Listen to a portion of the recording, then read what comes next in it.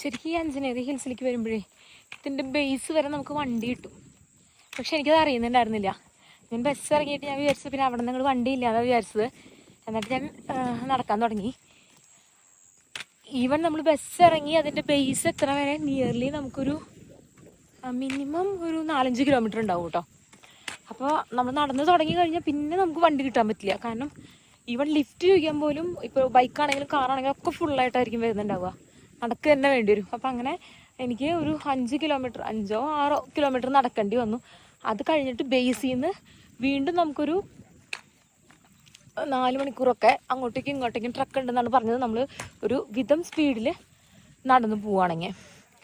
അപ്പോൾ ആരെങ്കിലും ഇങ്ങോട്ടൊക്കെ വരുന്നുണ്ടെങ്കിൽ, അഞ്ചനേരി ഹിൽസിലേക്ക് വരുന്നുണ്ടെങ്കിൽ ബേസ് വരെ വണ്ടി എടുത്തിട്ട് വരിക. അല്ലെങ്കിൽ ഭയങ്കരമായിട്ട് ടയേർഡാവും നമ്മൾ.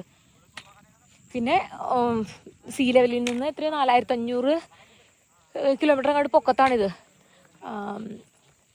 ഇപ്പം തന്നെ എനിക്ക് ചെവിയൊക്കെ വേനെടുത്ത് തുടങ്ങി. ഇനിയും കയറാണ്ട് നല്ലോണം.